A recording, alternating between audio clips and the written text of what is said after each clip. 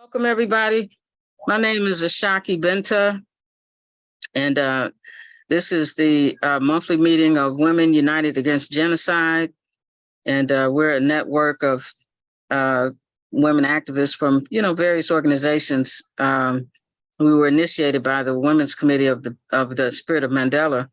And our goal and purpose is to build a network of organizations and of women organizations and activists around the country, particularly from Black, Brown, and Indigenous communities and from working class communities. And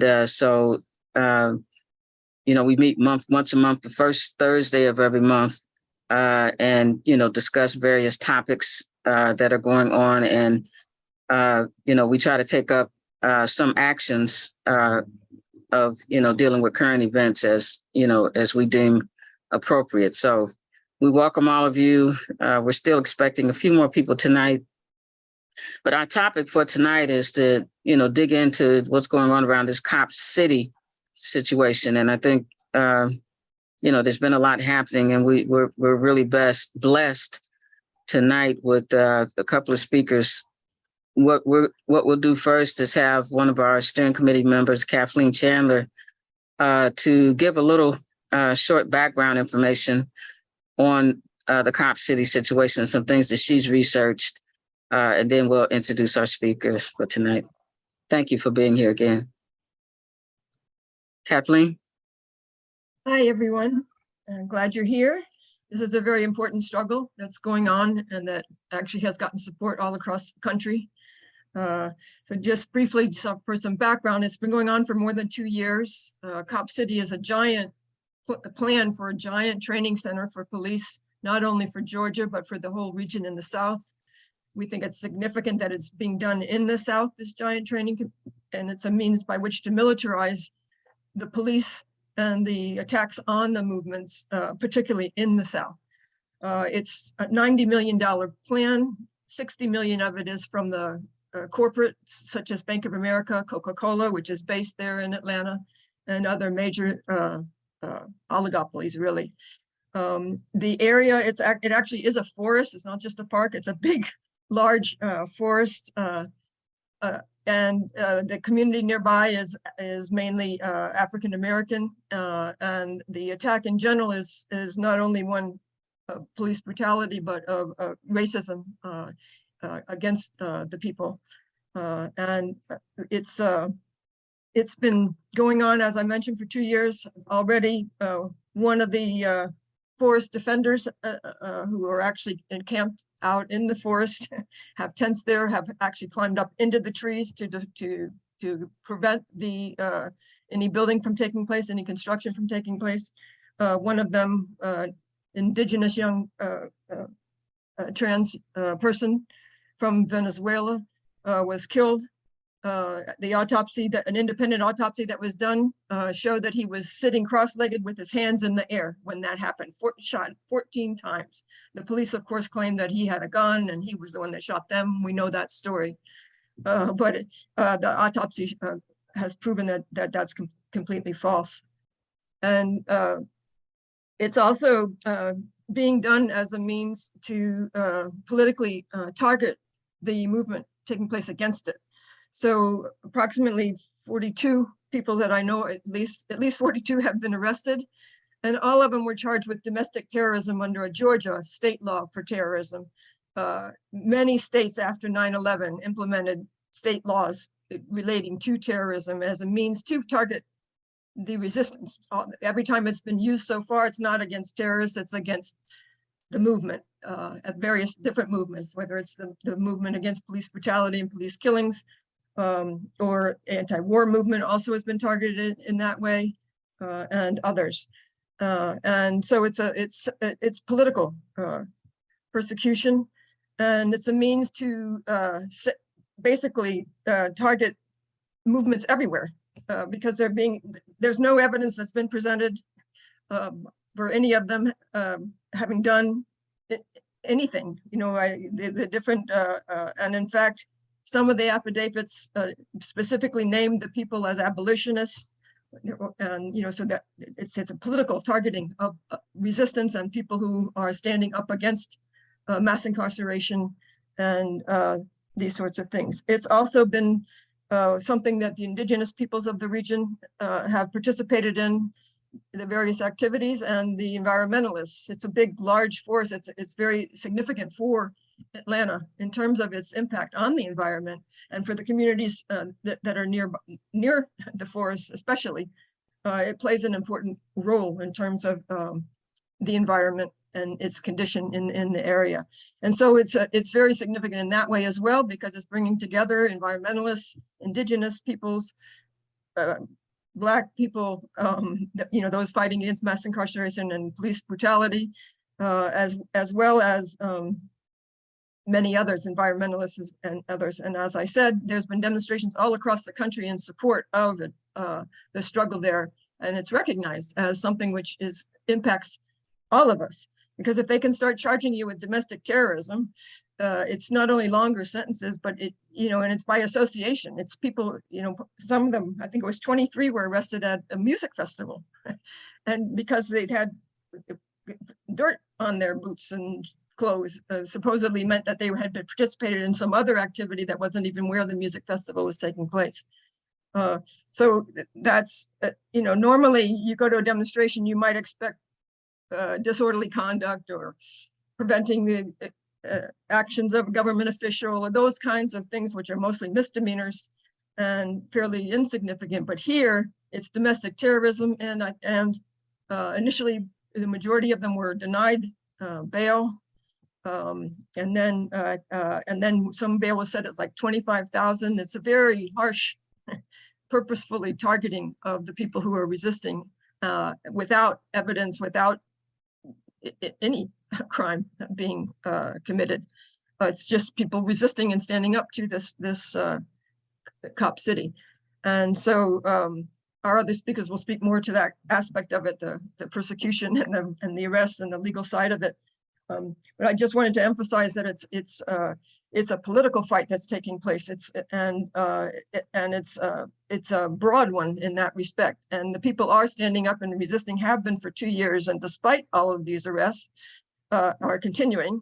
And as I said, it's in fact gone broader.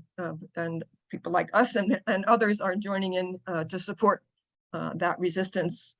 And I think, yeah, I'll leave them just to elaborate more on the legal side of it. But keep in mind that this is a broader militarization that's taking place, and it's related to the general attacks on people's human rights, genocide, and conditions in the country, whereby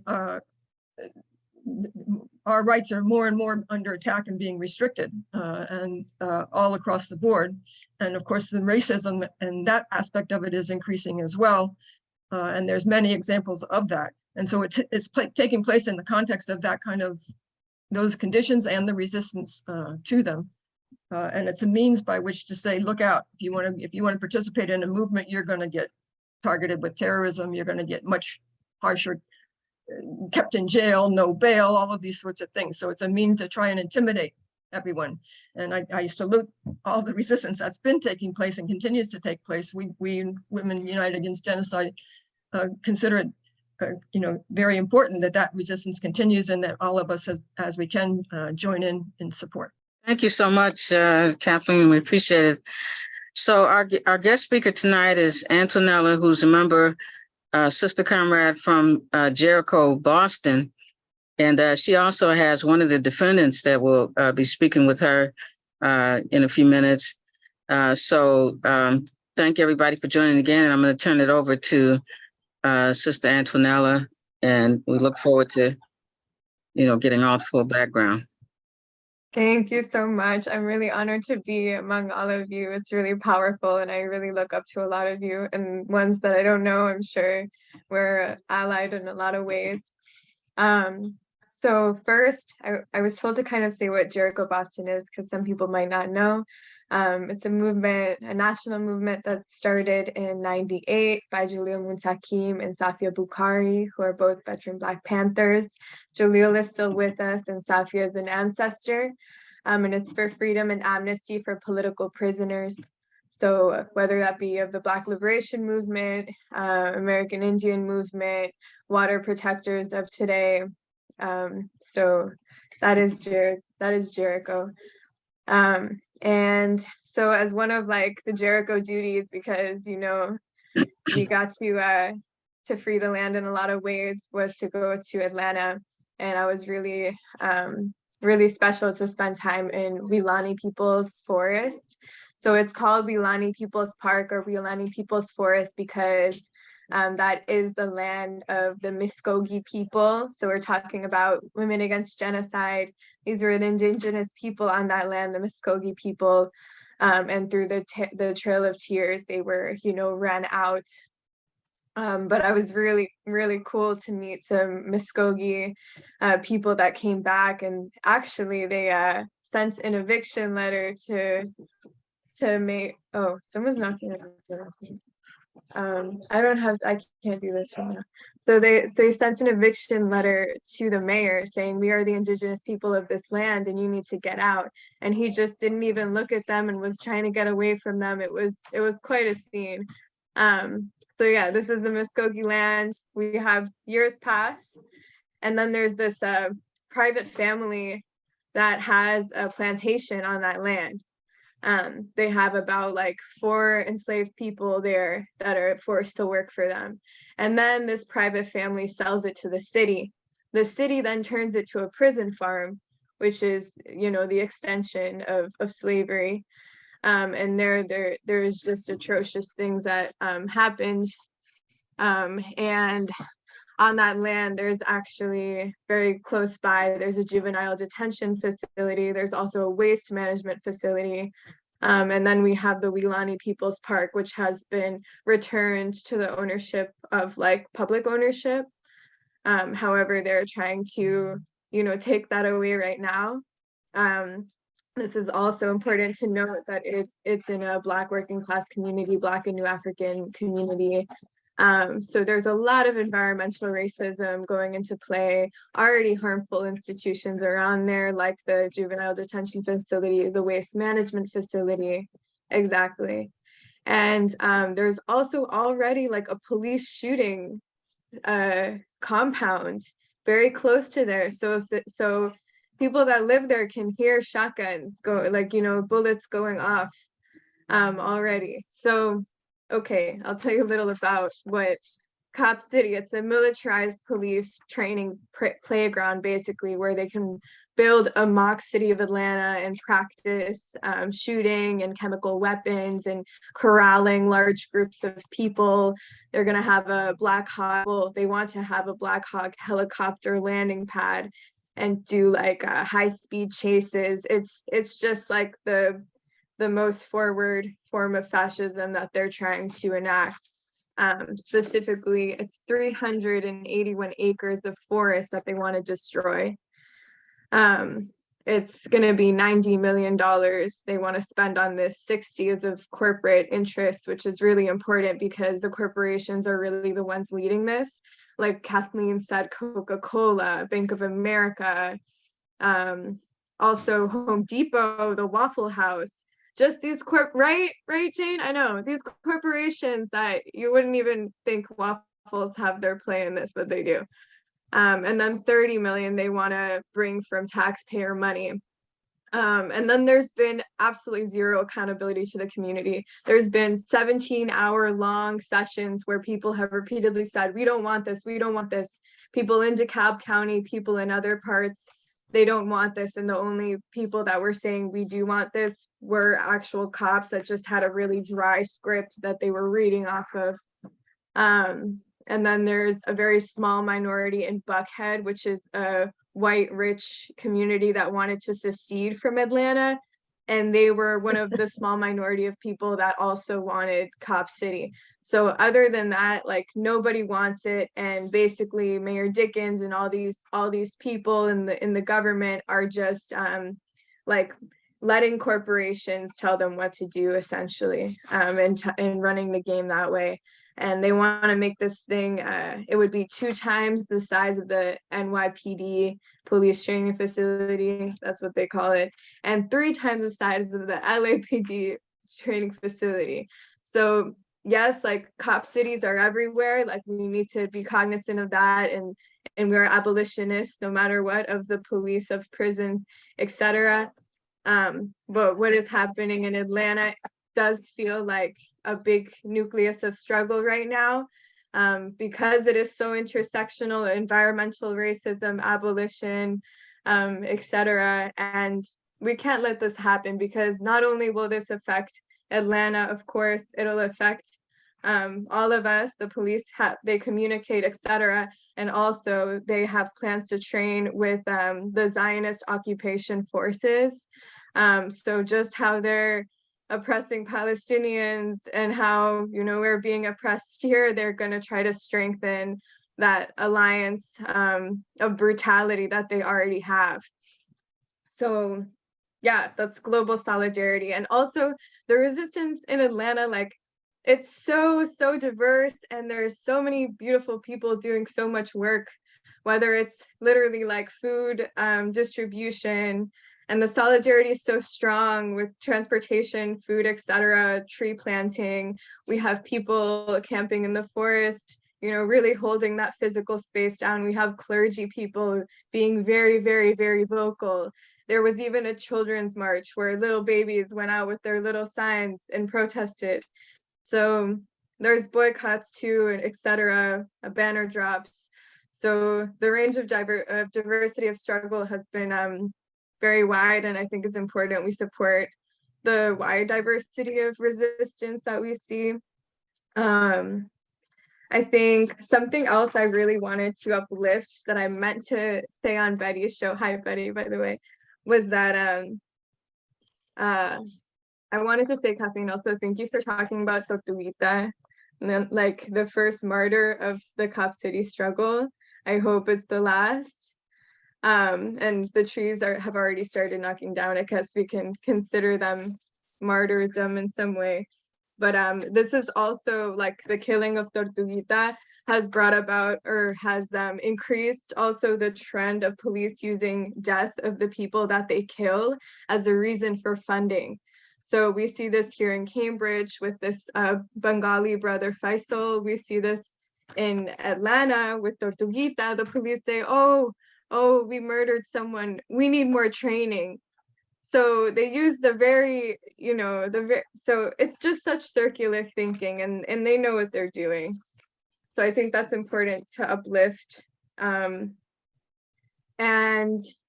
I think I want to pass it on to my comrade, but before I do, I want to read this quote of Jihad, who is the chairperson of Jericho, who's also in the Spirit of Mandela committee. And you all know what the Spirit of Mandela was. They found the so-called US government guilty of genocide on all counts. This is really powerful. He was able to write a piece linking the Stop Cop City struggle to the Spirit of Mandela. And the final paragraph was, those detained for protesting Cop City must be supported, and any state efforts to maintain systems of genocide, including the state effort to build a militarized police training center, must be defeated. So I will pass it on to my comrade, and we'd love also questions and resources will be put in the chat. All right, peace everybody. I want to echo my comrade Antonella's thanks for the honor of being invited to address you all. And just want to compliment you on the essential work that you have taken up. And this is an incredible, stepping up to the responsibility that I hope many of our sisters will join. So my name is Alex. I'm also a participant in the Jericho Boston organizing group, and let's get in here. But so in addition to the eloquent foundation that you've all just heard from Sister Kathleen and my comrade Antonella, I wanted to share that on March 5th, along with 22 other people, I was arrested in Atlanta at the site of this protest, this conflict. And my lawyer would have a fit if I get into too many details, but just want to say that what's been publicized is most publicized is that the charge against us is domestic terrorism. I was arrested. I just happened to be at a music festival in Atlanta to learn about what's going on down there. People in Atlanta and in Georgia had put out a call for solidarity from around the country, and people responded. Hundreds of people came down, and we just wanted to learn what was going on and try to express their support for stopping this project.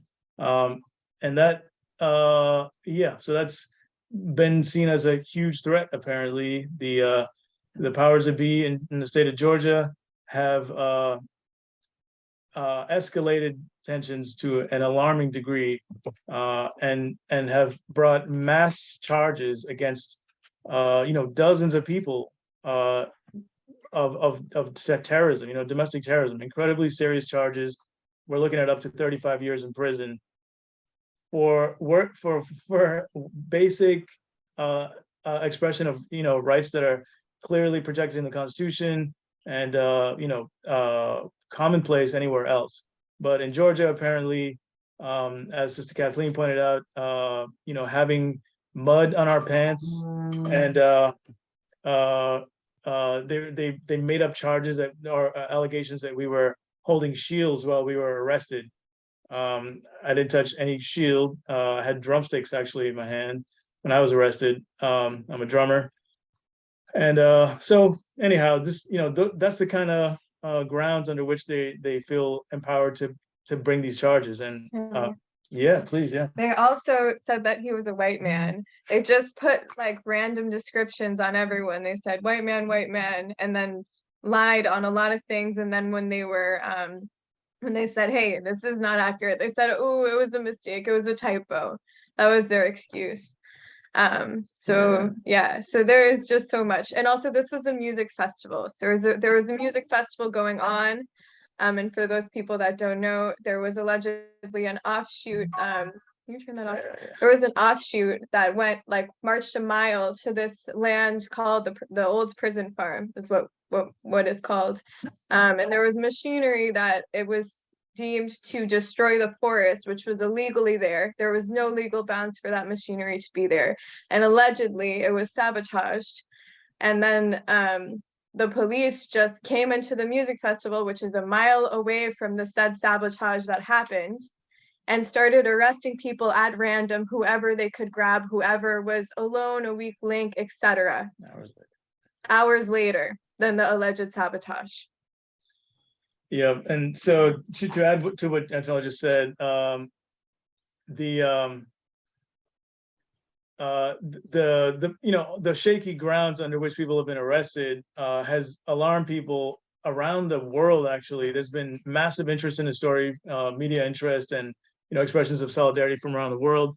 I think because people understand that if this prosecution is successful, it sets a precedent that opens a door to identical statutes being used, being developed and implemented in every other state in the country. The most reactionary forces in every state would feel empowered to use similar tactics to shut down any kind of dissent. The statute itself is poorly written, doesn't make any sense in application to even the allegations that they're making here.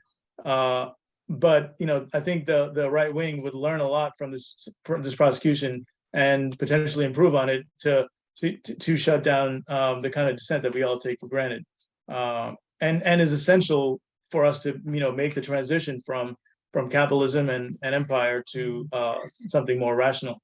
So that's the stakes here. And I think I don't think we mentioned during this. I think we were talking just before the meeting began about Stangela Davis, who had been in Atlanta for a symposium on Walter Rodney, and had received an award in that context from the city council of Atlanta. And she had been criticized for not speaking out against Cop City in while she was there. And then she ended up a few days later, to her credit, returning the award and making a very powerful statement in support, in solidarity with Top City, with the folks who are organizing to stop this project, and talking about the necessity for everyone to get behind this. It's an incredibly powerful confluence of environmentalist forces with police accountability folks, and people thinking about the legal implications here.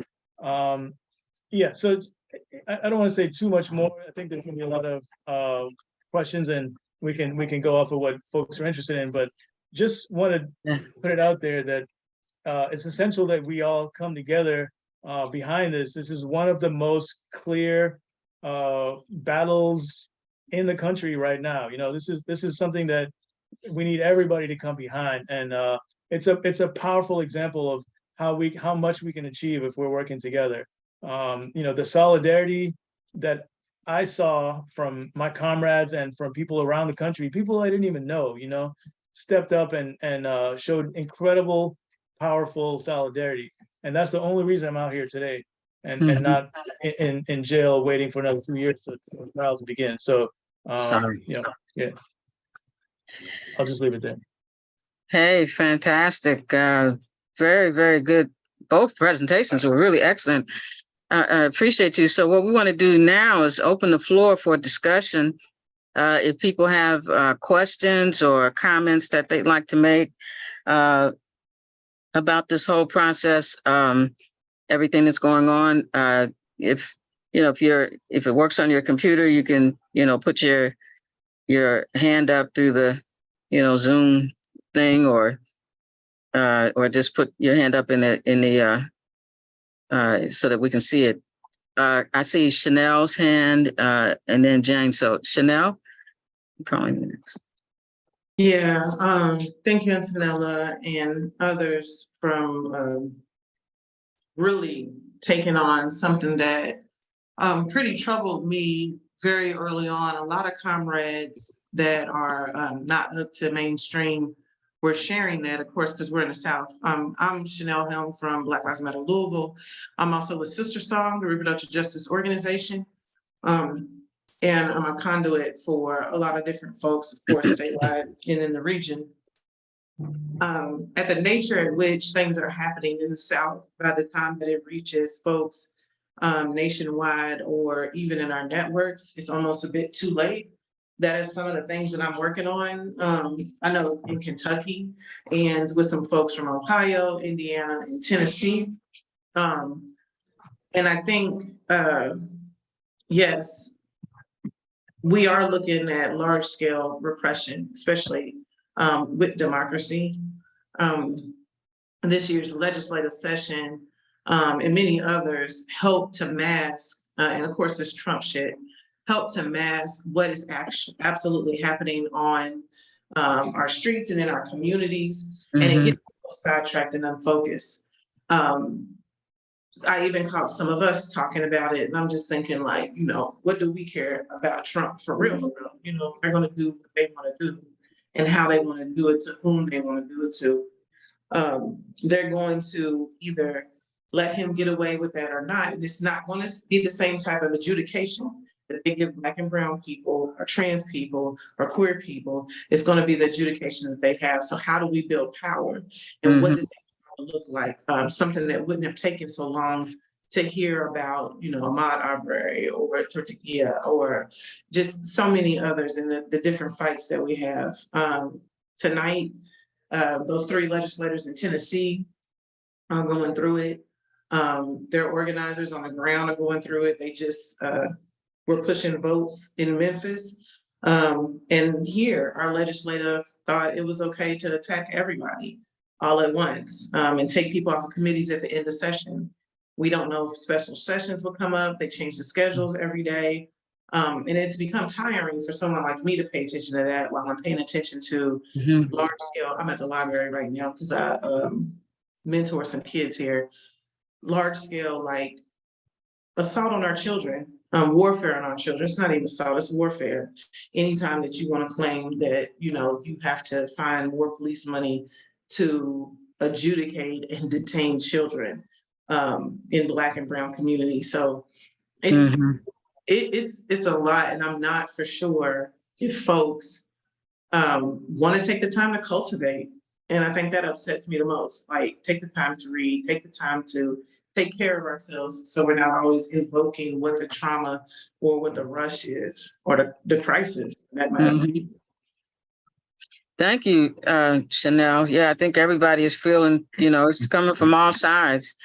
Jane, I think you were next, and thank you very much, Chanel, for your words of wisdom and experience.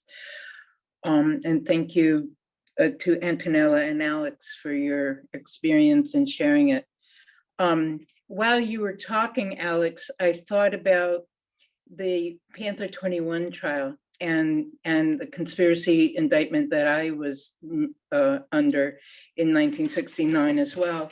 And because you said the law has all these holes in it. And so, and those two indictments had to be dropped because there was a lot of holes in it. So I just thought it was very wise. And it reminded of what you said. It reminded me of those early days before they had the RICO statutes that they could keep people in jail like forever. And so they're going to have to hammer their strategy together. And what are we doing in the meantime?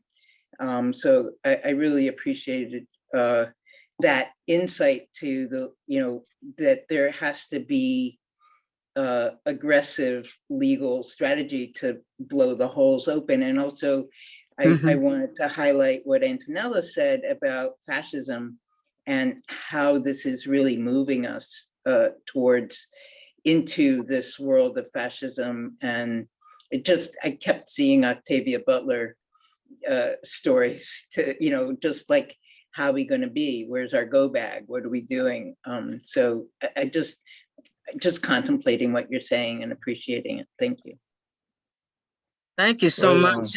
I had a quick question for Alex as well. And again, thank you so much, Comrade, for laying out. Now, so since you were arrested, how much was your bail or whatever to get out? And then what are you looking at? What are people looking at in terms of court dates and things like that? The requirements, what's going on with that? Okay. Yeah, there's a lot to say here.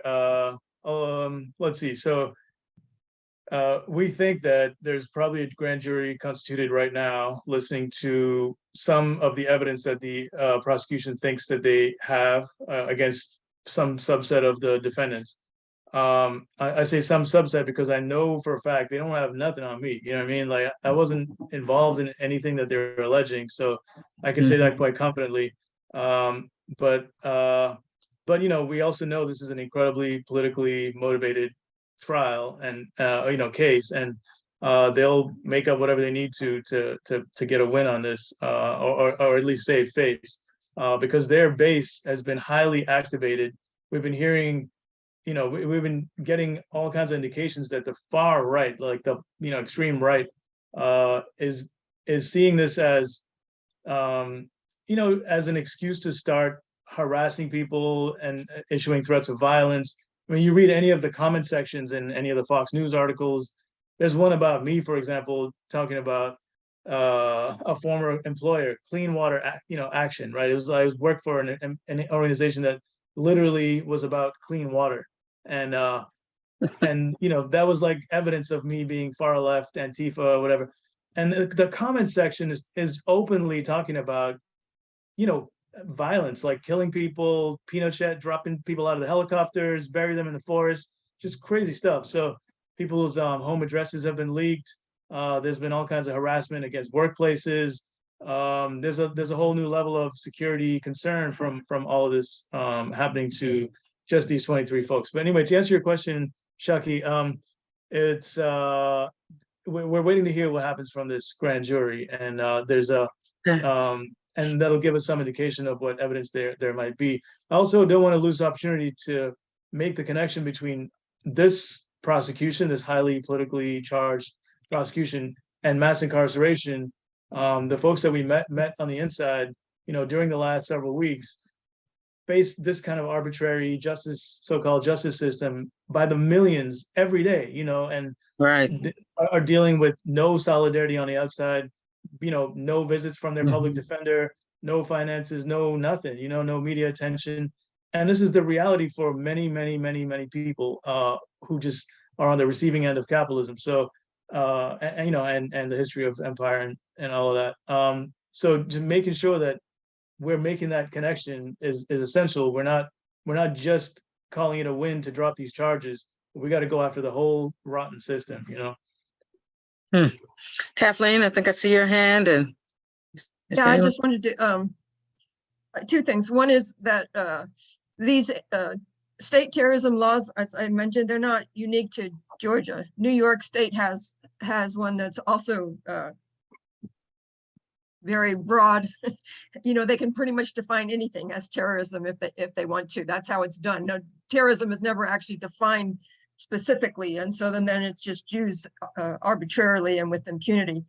And it's also used for New York State. It was used to justify, for example, the New York police now go abroad in the name of opposing terrorism, and they have no jurisdiction abroad, but they do. And same with the FBI goes abroad now, they're supposed to only be inside the country. So this kind of a case does have its implications even more, internationally, and has gotten support. My question was two things. One, is everybody now out of jail? Because I know at one point some people were released, I guess it was March 24th, and 8 were still being held. So are they all out of jail at this point? Those 8 were denied bond. And more importantly, I know that there's a petition that's circulating, and also there's been demonstrations. I think meetings of this kind are very important. Is there anything else that is being called for in terms of support at this time that would be valuable for the forces who are organizing down there? Right on. Thank you, Kathleen, for asking. My understanding is that of the 9 people who were denied bond in the last hearing, only 1 has since received bond, and the others are still in. Some of them are internationals and are potentially facing immigration consequences.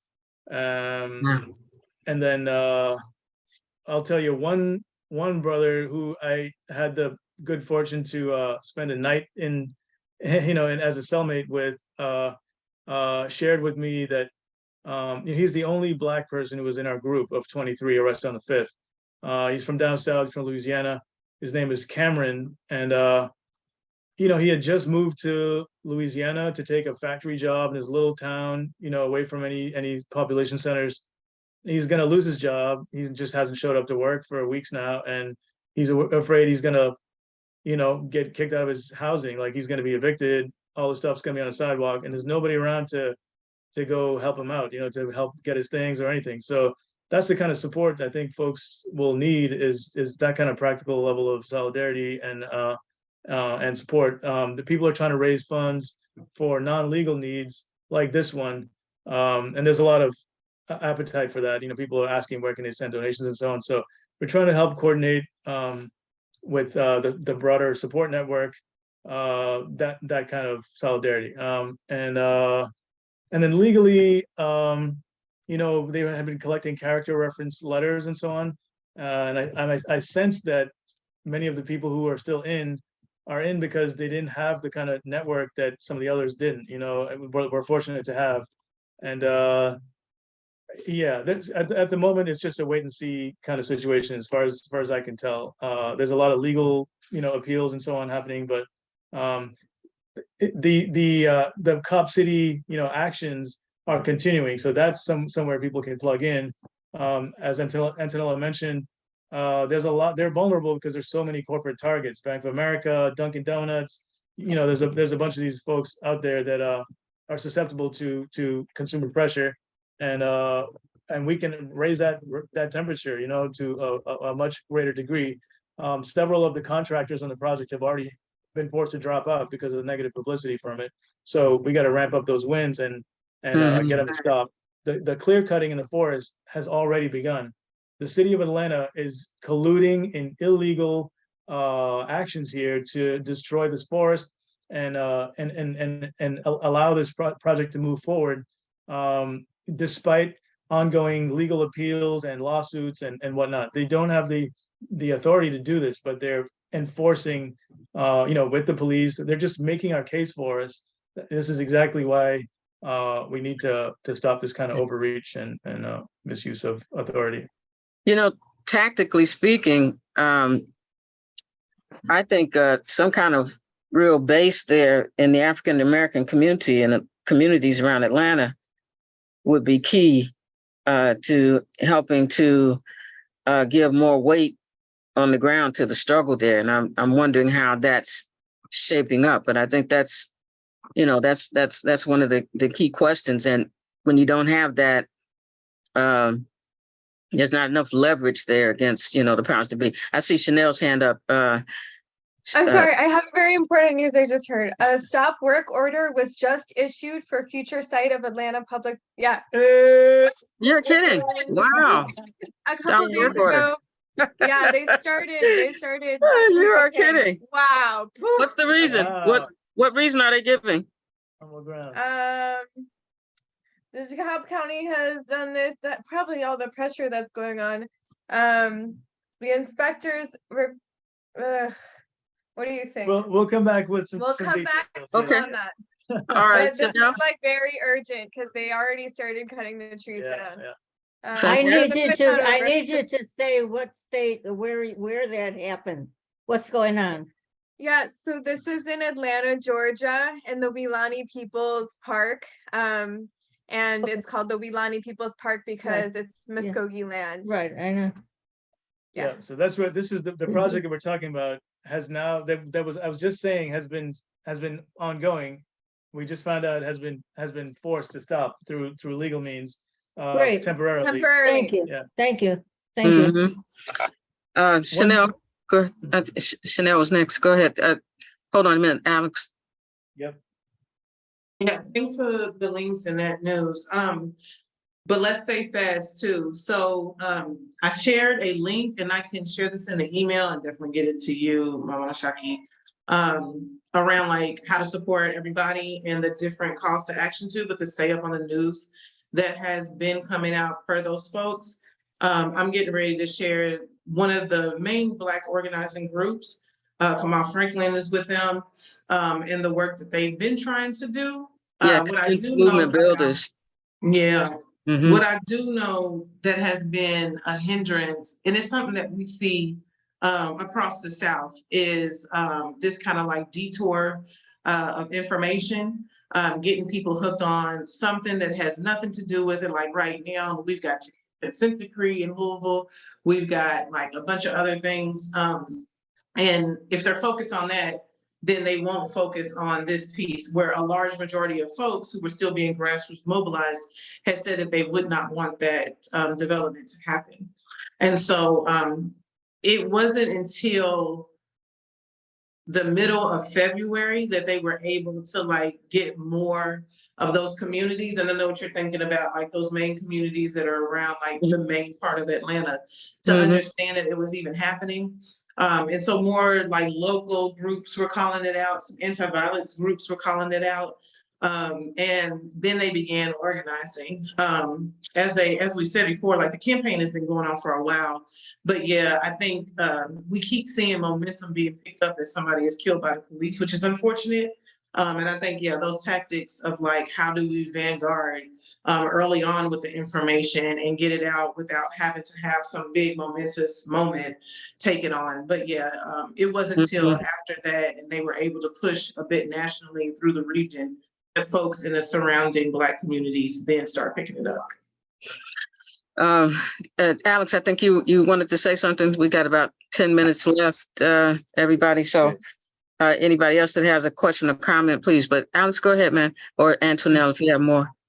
Just real quick, want to share one anecdote that the day prior to the arrest, there was a forest tour, and we learned a couple of things. One was that there's one area that's been clear cut that they've, they just take down all the trees, and they've brought in thousands of truckloads already of what looks like construction debris, car parts and just all kind of trash, right? Garbage. and they flattened it out, and they're calling it Michelle Obama Park. I think they seriously intend to call it Michelle Obama Park. So I don't know if y'all know the Obamas, you might want to let them know. But that's one thing we learned. The other is just that, you know, they've been doing this in different parts of the forest. You know, as I said, contrary to legal prohibitions. See, So something like that is done just to keep the Black community at bay. yeah, To have mixed feelings about it. Well, you know, if the Obamas are supporting it, so you know that's tactics of the state. But you know, there need to be pressure put on the Obamas. You know, don't be linked. You know, into support for this. In jail, I met a man who was a garbage man on a route through there, and he lives in that neighborhood. And he was saying he didn't understand what all this was going on. But when I explained what was going on to him, he said, "Man, we don't need this here. Can we get a grocery store or something, you know, instead?" You know what I mean? Like, there's so many better uses for this if they're gonna put something in there. Yeah. Mm-hmm. Anybody else? Okay. No. Oh, that's thumbs up. Okay. Anybody else with a comment or question? Antonella and Alex. Antonella, you did a beautiful job of laying out, you know, the good, you know, overview of what's been going on, and really appreciate your presentation. And then having someone who had also gone down and participate. Well, actually, you know, you were down for something else, but, you know, getting caught up in the situation that you've been in, the situation that was going on. So we really appreciate the two of you joining us tonight. I think this Cop City thing, you know, is a reflection, as Antonella laid out, there's a lot of cop cities, but they hadn't gotten, you know, this kind of attention. But we know that they've been militarizing the police around the country, and this is, you know, also a part of the shape of, you know, the repression and the you know, that's a part of what fascism is, you know, increasing the repression and being as violent in repression as possible.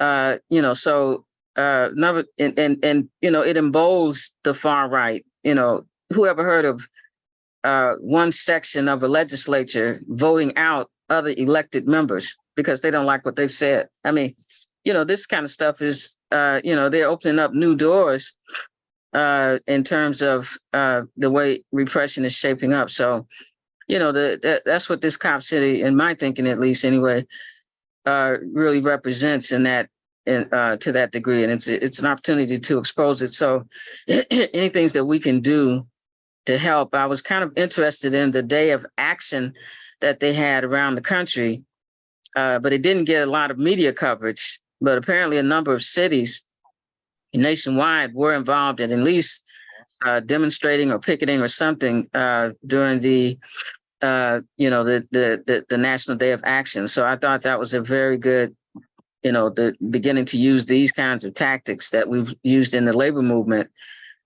for these kinds of struggles is also, you know, an important development.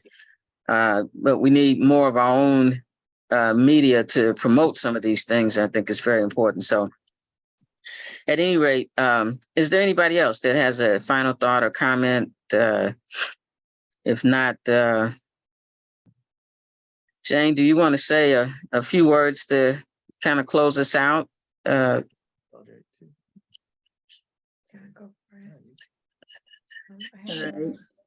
There you are. Oh, okay.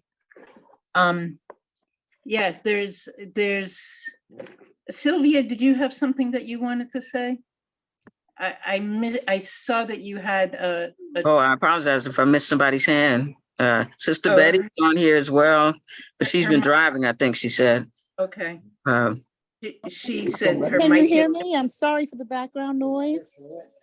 we hear you now, Sister Betty. Okay, I just wanted to say we misnamed them.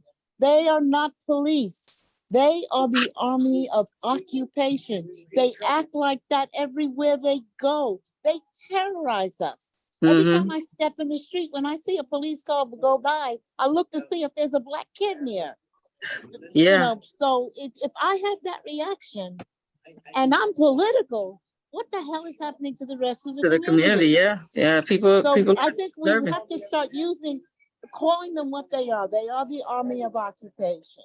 And Uh-huh. I want to thank whoever organized this webinar tonight.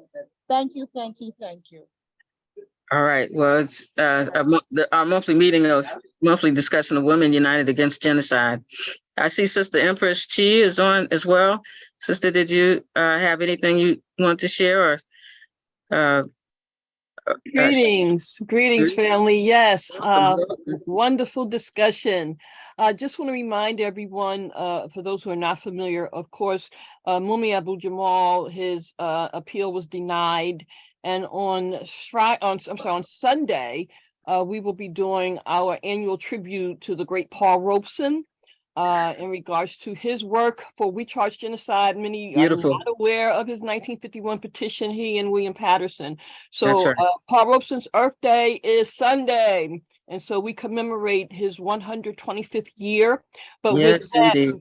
yes. But with that, we also take action.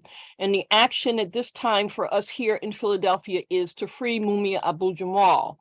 And all of our political Very prisoners. good. That's right. But right now with Mumia, Free them all. you Free 'em know, all. I mean, it's just, yeah, free them all. But for this Black woman, and they did that intentionally as far as we're concerned, that they Mhm. put a Black female in place to be able to, deny his not only right, but the reality of him, he must get out. That's just the bottom line.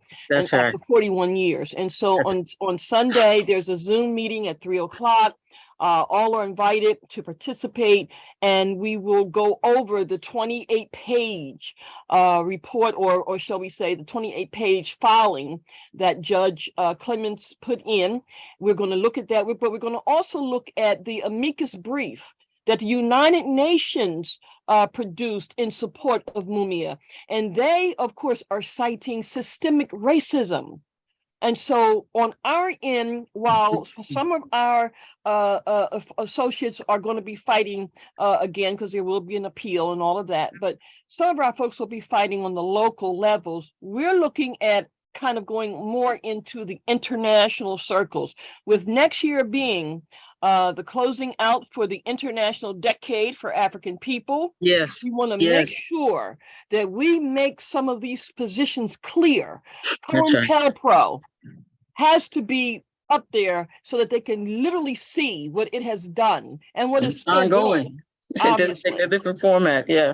Obviously. So if anyone wants to know more about the session that's coming up on Sunday, again, that of course is Paul Robeson's Earth Day, but it's also a day for us to take action to free Mumia Abu-Jamal and all of our political prisoners. I will put the information in the chat if I may. Yes, And please. thank you. I thank you all for All right. the work that you do, and just continue moving onward. On a Beautiful. move. Thank you so much, Sister, for joining us. And Yeah. again, thanks to our two speakers. Sister Norma, did you have Yeah, I put something in the chat, says something about the states where people Yes. who have been incarcerated as felons can vote.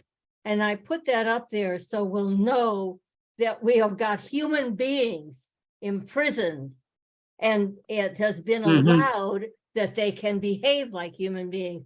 And I beg us to extend this vote to every person in the United States, regardless of status, whether they're 2 years old or 20 years old, everybody, as soon as you care. And once we're told that we can vote on what we care, we're not going to be about, oh, my parents told me to vote this or that way. We're going to be about caring and getting involved.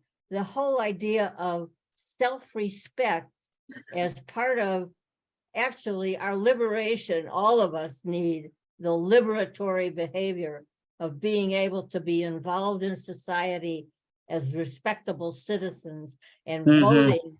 voting is one way to get that into the conversation. Thank you so much. All right. Thank We've you come all. Wonderful. come to the would end of just our say- program. Go ahead, Jane. Yeah, just to close, Sylvia Stormwalker has a colleague comrade who is also one of the people who's been arrested and is also out on bond, and she wanted to put that information in the chat. So I think she doesn't have a mic, but Sylvia, I'm Oh. just saying that's fine, and I'm sure Thank you Alex so much for and- joining us, Sister Sylvia. Mhm. And I just want to thank those of you who've called out Mumia and COINTELPRO, because we're talking about this structure that the state has that That's right. has been opened with, and we're really steeped in, and we've got to hammer it at every time, at every moment, and really understand, and also take seriously what Chanel is saying about how we care for ourselves so we can get up another day to fight. That's right. So, thank you all for being here. We really appreciate it. All right. Our next Jackie- meeting is the first Jackie, let me- Thursday. Let me just add that I encourage everyone who's here, all of us have other work that we're doing, but to pass on this information and let people know about this struggle and what's happening and its significance. You know, this is part of what we're doing, but all of us can join in doing that in various ways. And I think That's right. that's important at this point in time. Thank you, Kathleen. Thanks to everybody. And our next meeting, and we'll be sending out a notification on our topic for next month. But we meet on the first Thursdays of every month at 8 p.m. for these discussions. So thank you all again. And let's keep the struggle up. Keep building, sisters. Keep building, keep fighting. Thank you. Good Thank night, you. everybody. Night. Free mom. Free the land, Free the free land. all. Thank you Free the so land, much. free them all.